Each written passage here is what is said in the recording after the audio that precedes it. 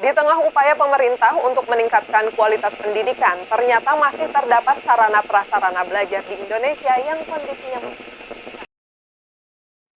Ki Hajar Dewantara pernah berpesan kepada kita, lawan sastra ngesti mulia, yang memiliki arti, dengan ilmu kita menuju kemuliaan. Dengan pendidikan, ilmu dapat kita gapai. Seperti yang pernah dikatakan oleh Bung Karno, gantungkan cita-citamu setinggi langit, karena jika engkau terjatuh, engkau akan jatuh di antara bintang-bintang. Namun, pendidikan anak Indonesia mulai terancam karena kondisi pandemi yang membatasi pergerakan dan menguji pondasi ekonomi yang kemudian berdampak kepada anak-anak Indonesia. Kesenjangan pendidikan masih menjadi PR besar sebagai bentuk tidak meratanya pendidikan di Indonesia. Tidak semua anak mendapatkan kualitas pendidikan yang sama karena dipengaruhi oleh faktor internal dan eksternal. Faktor internal didukung oleh desakan ekonomi dalam memenuhi biaya pendidikan, latar belakang pendidikan orang tua, dan kurang minat dalam bersekolah. Sedangkan faktor eksternal terdiri atas kondisi geografis, terutama di daerah terpelosok, sarana dan prasarana sekolah, dan anggapan masyarakat terhadap pendidikan itu sendiri. Pemerataan pendidikan perlu mencakup dua aspek, yaitu equality dan equity. Equality adalah kesempatan yang sama untuk memperoleh pendidikan, sedangkan equity merupakan keadilan dalam memperoleh kesempatan yang sama bagi semua anak. Faktanya, tidak semua anak dapat mengenyam pendidikan. Komisi Perlindungan Anak Indonesia menyebutkan bahwa selama 2020 telah terjadi angka putus sekolah karena menikah sebanyak 119 kasus dan putus sekolah karena menunggak SPP sebanyak 21 kasus. Di sisi lain, sebagian dari mereka yang berhasil memperoleh pendidikan masih belum mendapatkan fasilitas pendidikan yang setara.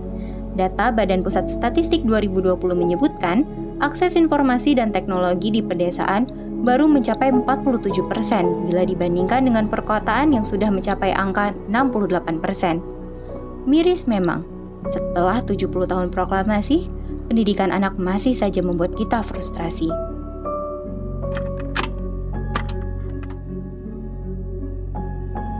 Aku mau sekolah, tapi aku harus bekerja.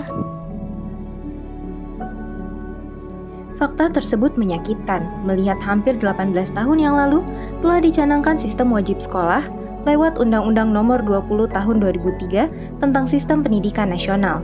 Seluruh anak Indonesia, tanpa terkecuali, perlu terpenuhi haknya dalam mendapatkan pendidikan yang layak, sebagaimana telah tertuang dalam Pasal 26 Ayat 1 pada Universal Declaration of Human Rights yang menyatakan setiap orang berhak memperoleh pendidikan.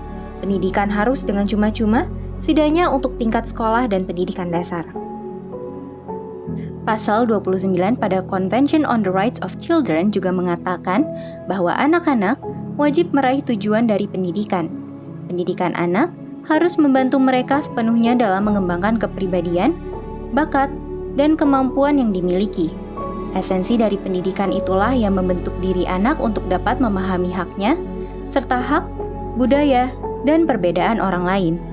Implementasi dari pendidikanlah yang dapat melahirkan kedamaian di dunia dengan saling peduli antar sesama.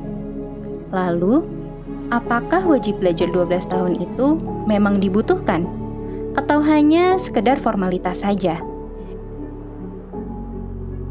Karena faktanya, angka child labor di Indonesia akibat putus sekolah masih tinggi.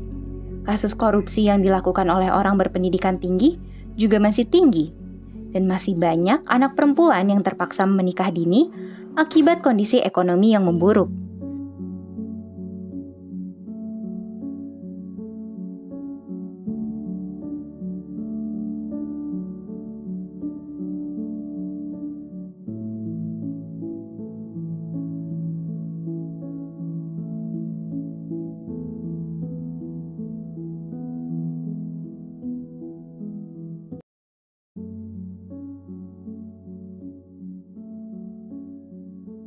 Dengan segelintir fakta yang telah kamu saksikan, maka tanyakan pada dirimu sendiri, bukti nyata apa yang telah kamu cipta?